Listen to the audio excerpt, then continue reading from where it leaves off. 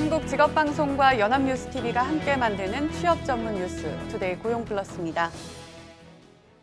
내년도 최저임금 결정 시한이 이틀 앞으로 다가왔지만 갈수록 난항입니다. 소상공인연합회는 내년도 최저임금을 따르지 않겠다며 초강수를 뒀습니다. 박효정 기자입니다. 소상공인연합회는 최저임금위원회에서 업종별 최저임금 차등 적용안이 부결된 데 항의하며 내년도 최저임금 불이행을 선언했습니다. 임금은 사용자와 노동자가 합의한다는 원칙에 따라 올해 최저임금과 관계없이 자율적인 합의로 임금을 정하겠다고 선포했습니다. 소상공인연합회는 기울어진 운동장에서 벌어지는 그들만의 리그에서 논의되고 있는 어떠한 사항도 인정될 수 없으며 현재 최저임금위원회의 2019년도 최저임금 결정을 수용하기 어려움을 명백히 말씀을 드립니다. 최저임금위원회 사용자위원들은 내일 열릴 마지막 회의에 불참하고 따로 대책회의를 갖기로 했습니다. 공익위원 9명 전원이 업종별 최저임금 차등 적용안에 반대표를 던진 것으로 분석되면서 내년 최저임금도 큰 폭의 인상이 점쳐지는 상황. 더 이상 물러날 수 없다는 게 사용자위원들의 판단입니다. 반쪽짜리 협의에서 최저임금을 결정하기엔 부담이 큰 만큼 공익위원들은 사용자위원과 접촉하며 대화 복귀를 설득할 것으로 보입니다. 이 과정에서 내년도 최저임금 인상률과 관련한 논의가 이뤄질 가능성도 있습니다. 이런 가운데 최저임금위에 불참해온 민주노총 추천위원들은 막판 복귀 여부를 두고 고심을 거듭하고 있습니다. 내년도 최저임금은 13일 오전 열리는 전원회의를 거쳐 밤샘 협상 끝에 결정될 전망입니다. 노사위원들이 정당한 이유 없이 2번 이상 불참하면 불참자를 빼고 표결할 수 있어서 사용자위원과 민주노총 추천위원 모두 막판에 복귀하리라는 전망도 나옵니다. 연합뉴스TV 박효정입니다. 올해에 이어 내년에도 최저임금이 추가 인상될 것으로 예상되자 전국 편의점 가맹점주들이 들고 일어났습니다. 더 이상 인건비 압박을 견딜 수 없다는 이유에서인데요. 이들은 업종별 차등화 등의 요구가 받아들여지지 않으면 휴업과 야간 할증 등을 추진하겠다고 밝혔습니다. 정선미 기자입니다. 나를 잡아라! 잡아라! 잡아라! 내년도 최저임금 추가 인상이 예상되자 편의점 가맹점주들이 단체 행동을 예고했습니다.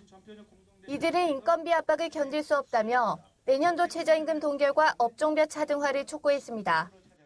가뜩이나 장사도 안 돼서 매출도 없는데 매장 임대료 올려주고 최저임금 인상으로 인건비 주고 나면 우리 자영업자들은 모두 망하게 되는 겁니다. 내년도 최저임금 인상 시 편의점 가맹점주들의 평균 월 수입은 약 130만 원. 최저시급을 적용받는 아르바이트생이 받는 157만 원보다 적습니다. 이들은 최저임금이 큰 폭으로 오르면 전국 7만여 개 편의점 동시휴업과 야간 판매 가격 최대 20% 인상 등을 추진하겠다고 밝혔습니다. 휴업 자체도 고려하고 있고요. 그 외에 저희들이 점포별로 해서 대정부 투쟁의 문구류라든가 안내, 홍보 모든 수단을 동원해서 저희 자체 어려움을 알리는데 총동원할 예정입니다. 코앞으로 다가온 내년도 최저임금 결정. 높은 카드 수수료와 근접 출점에 씨름하는 편의점들은 인건비 상승이라는 악재까지 더해질까 전전긍긍하고 있습니다. 연합뉴스TV 정선미입니다. 건설 현장의 큰 사고는 주말에 자주 발생합니다. 휴일까지 일하니 피곤한데 관리 감독 인력은 적은 탓인데요. 정부가 이를 막기 위해 공공건설 현장의 휴일 공사를 제한하는 일요 휴무제를 도입합니다. 또 공사 현장에 대한 발주청 직원의 직접 관리 감독도 확대하기로 했습니다. 곽준영 기자입니다. 작년 8월 발생한 평택국제대교 붕괴 사고와 올해 5월 작업자 4명의 목숨을 앗아간 대전 당진고속도로 추락사고는 모두 주말에 벌어졌습니다. 당시 평택대교 사고 현장엔 현장 소장과 감리단장이 아예 출근하지 않았고 대전 당진선 현장에서도 발주청의 감독 없이 공사를 진행했던 게 화근이었습니다. 이런 사고를 막기 위해 정부가 공공건설공사 현장의 휴일 공사를 제한하는 일요 휴무제를 시행합니다. 현장 근로자들의 작업 참여 비율이 평일은 90%가 넘지만 토요일은 78%, 일요일 23% 정도로 주말엔 작다 보니 대형 건설 사고가 평일보다 1.2배에서 1.4배가량 더 많이 발생하는 점을 고려한 겁니다. 국토교통부는 오늘 9월 시범 사업을 시작으로 내년 상반기 모든 공공공사 현장으로 확대할 방침입니다. 다만 재해복구처럼 불가피하게 공사가 필요한 때는 예외로 하되 발주청의 사전 승인을 얻도록 했습니다. 작업자의 피로로 인한 안전사고를 막기 위해 적정 공사기간 확보와 발주청의 현장 관리 확대도 추진합니다. 외부 용역 대신 발주청 직원들이 현장을 감독하는 직접 감독제를 일부 공기업을 시작으로 전 공공부문에 적용하는 겁니다. 또 공사 현장에는 발주청이 직접 선정한 사업관리자를 의무적으로 배치하고 이 관리자의 판단에 따라 현장 관리가 부실할 경우 직접 공사 중지 명령을 내릴 수 있도록 할 방침입니다. 연합뉴스TV 곽춘영입니다. 김동연 경제부총리가 고용부진의 원인으로 경기 요인을 처음으로 언급했습니다. 김 부총리는 최저임금도 일부 영향을 미쳤다며 신축적으로 인상해야 한다고 말했습니다. 김동욱 기자입니다. 고용부진과 관련해 지난달 충격적이라고 밝혔던 김동연 부총리 겸 기획재정부 장관. 이번에도 위기의식을 드러낸 가운데 고용부진의 원인 중 하나로 처음으로 경기를 지목했습니다. 또 두 번째는 경기적 요인이라고 생각합니다. 투자 위축, 또 도소매, 업황 부진 이런 것들이 복합적으로 작용을 한 것으로 보여집니다. 이는 7개월째 한국 경제의 회복 흐름이 이어지고 있다는 정부 일각의 판단과는 차이가 있는 분석입니다. 김 부총리는 최저임금도 고용 부진에 일부 영향을 미쳤다고 진단했습니다. 도소매, 숙박, 음식업 등 일부 업종, 그리고 젊은 층과 고령층에게도 영향을 미쳤다는 겁니다. 경제수장이 최저임금의 급격한 인상으로 부작용이 있다고 구체적으로 적시한 것은 이번이 처음입니다. 김 부총리는 이에 따라 최저임금 인상은 신축적으로 해야 한다고 밝혔습니다. 최근에 이제 경제 여건이나 또 취약 계층과 업종에 미치는 그런 일부 영향, 그다음에 그 사업주의 또 이 시장에서 수용 능력 이런 걸 감안해서 검토를 했나 생각하는데. 김 부총리는 최근 세계 경제를 흔들고 있는 미국과 중국 간 무역 분쟁이 한국 경제에 미치는 영향에 대해서도 우려를 표했습니다. 그는 대외 의존도가 높은 우리 경제의 특성상 내수 수출 동반 부진에 따른 심각한 하방 리스크 가능성이 있다고 지적했습니다. 연합뉴스TV 김동욱입니다. 더불어민주당은 연일 규제 개혁과 혁신 성장을 외치며 경제 살리기에 사활을 거는 모습입니다. 정부 여당의 노력에도 각종 경제 지표가 개선될 기미를 보이지 않고 있는 가운데 정기국회 전까지는 어떻게든 성과를 내겠다는 방침입니다. 나재현 기자입니다. 일자리 추경과 공공일자리 확대, 최저임금 인상 등 정부의 소득주도 성장 정책을 적극 뒷받침해왔던 더불어민주당. 정부 여당의 갖은 노력에도 불구하고 고용 지표는 아직까지 개선의 기미를 보이지 못하고 있습니다. 5개월 연속 좋지 않은 흐름을 이어가고 있습니다. 집권여당 원내대표로서 이 같은 고용 부진을 뼈아프게 생각합니다. 경제 문제가 국정 동력에 악영향을 미칠 수 있다는 점에서 민주당은 상황을 엄중하게 인식하는 모습입니다. 최근 추미애 대표가 현장으로 달려가 혁신성장 띄우기에 나선 것이나 당내 평화민생상황실 혁신성장팀이 현장 방문과 공청회 일정 등으로 분주하게 움직이는 것도 민주당의 위기감을 반영하고 있습니다. 홍영표 원내대표는 김동연 경제부총리와 만난 자리에서 확실하게 바꾸겠다며 혁신성장을 위한 규제개혁 의지를 재차 강조했습니다. 정부와 당이 규제 혁신 관련한 법들에 대해서는 좀 일치된 의견으로 정기국회에 임하고자 합니다. 규제 혁신을 통한 혁신 성장에서 돌파구를 찾겠다는 민주당은 국회에 제출한 규제 혁신 5법을 오는 9월 정기국회에서 통과시켜 어떻게든 성과를 내겠다는 방침입니다. 연합뉴스TV 나재현입니다. 고용지표 악화가 이어지자 자유한국당과 바른미래당은 일자리 정책 전환을 촉구했습니다. 한국당은 친기업 환경 조성을 강조했고 바른미래당은 소득 주도 성장론을 비판했습니다. 최덕재 기자입니다. 자유한국당은 문재인 정부의 일자리 정책에 대한 비판의 수위를 끌어올렸습니다.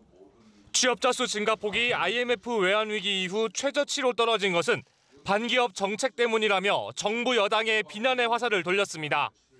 윤영석 수석 대변인은 반기업 정책 때문에 고용 창출력이 떨어져 일자리 참사가 난 것이라며 기업 친화 정책으로 전환해 기업하기 좋은 환경을 만들어야 한다고 주장했습니다. 급격한 최저임금 인상도 하나의 원인으로 지목됐습니다. 나경원 의원은 경제 성장률이 낮은데 최저임금이 급격히 상승하면서 시장이 이를 흡수하지 못해 일자리 감소가 있는 것으로 본다고 밝혔습니다. 바른미래당은 취업자 수 증가폭 하락 원인을 정확히 분석해야 한다며 소득주도 성장론을 비판했습니다. 생산 가능 인구가 감소해서 고용이 줄었다는 정부의 발표는 정말 어이가 없습니다. 소득주도 경제만으로는 안 됩니다. 정부 재정으로 일자리를 만들기에 역부족이다. 자성하는 모습을 보여야 합니다. 한국당과 바른미래당이 지방선거 이후 경제정당을 표방하며 민심 잡기에 나선 만큼 일자리 문제를 고리로 한 야권의 공세는 더욱 거세질 전망입니다. 연합뉴스TV 최덕재입니다. 정부가 연내 공정거래법을 전면 개편할 방침인데요. 일감 몰아주기와 지주회사 제도 개편 등이 초점입니다. 김상조 공정거래위원장은 법안 공개를 앞두고 참석한 한 학술대회에서 혜택만 받고 더 이상 낙수 효과는 없는 재벌을 개혁하겠다는 방침을 분명히 했습니다. 배삼진 기자입니다. 정부가 연내 공정거래법 전면 개정을 추진합니다. 앞서 공정거래법 전면 개편 특별위원회가 제시한 개혁과제는 지주회사 제도와 순환출자, 공익법인 규제 등 7개. 재계가 가장 민감해하는 부분은 일감 몰아주기로 규제 대상을 총수일가 지분율 30% 이상에서 20% 이상으로 낮추는 방안을 논의하고 있습니다. 김상조 공정거래위원장은 이달 개정안 공개를 앞두고 열린 재벌개혁의 법적과제 학술대회에서 더 이상 낙수 효과가 작동하지 않는 대기업의 불공정 관행을 건드리지 않는 것은 특혜라고 지적했습니다.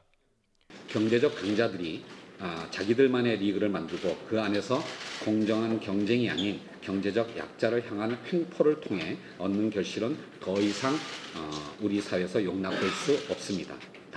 공정위는 지주회사가 의무 보유해야 하는 자회사와 손자회사 지분율도 현재 20%에서 더 끌어올리는 방안을 추진 중입니다. 또 2세들의 경영권 승계에 악용이 의심되는 공익법인들은 보유한 계열사 지분의 의결권 제한도 검토하고 있습니다. 김 위원장은 재벌이 한국 경제의 소중한 자산이 될 수 있도록 하는 데 필요한 구체적 개혁 대상 형태도 거론했습니다. 총수 일가의 전횡 방지, 사익 편취 행위 및 부당 내부 거래 근절, 편법적인 지배력 강화 방지를 위해 법을 더욱 엄정히 집행하는 것은 공정위는 다음 달까지 여론을 수렴해 공정거래법 전면 개편안을 내놓을 계획입니다. 연합뉴스TV 배삼진입니다. 정부가 미중 간 무역 전쟁이 장기화 또는 확산할 가능성이 크다고 보고 대응에 나섰습니다. 특히 미국이 검토하는 자동차 관세 부과 조치에 대해선 미국을 직접 찾아가 우리 입장을 밝힐 계획입니다. 이동훈 기자입니다. 미국 정부가 연간 2천억 달러 규모의 중국산 수입 품목에 10% 추가 관세를 물리겠다며 대상 목록을 발표했습니다. 이에 중국은 구체적인 맞보복 조치를 내놓지 않고 있지만 양국의 무역 분쟁은 걷잡을 수 없는 규모로 번지고 있습니다. 우리나라도 영향권에서 벗어나기 어려워지자 정부가 대응책 논의에 나섰습니다. 산업부는 앞으로 실물경제 대응반을 통해서 대중, 대미 수출과 양국에 투자한 우리 기업에 대한 영향을 실시간으로 점검하고 수출 기업의 애로를 해소해 나가고자 합니다. 우리나라 자동차 산업에 직격탄일 수 있는 25% 관세 부과에 대한 대응 방안도 세웠습니다. 당장 내년부터 미국이 우리나라의 무역확장법 232조를 적용한다면 5년간 수출 순손실액은 355억 달러로 예상됐고 자동차만 놓고 봤을 때 293억 달러로 전망되는 만큼 여파를 무시할 수 없기 때문입니다. 오는 19일 미국 상무부가 주최하는 공청회에 민간 대표자를 보내 우리 측 입장을 밝힐 계획까지 세웠습니다. 정부는 김현종 통상교섭본부장이 이끄는 민관합동사절단을 보내 미국 정재계 인사를 만나 우리 기업이 대미 투자를 통해 미국 경제에 기여하고 있음을 밝힐 예정입니다. 또 수출 지원 기관들과 협의해 피해를 볼 수 있는 기업들에 대한 지원도 우선적으로 배분할 계획입니다. 연합뉴스TV 이동훈입니다.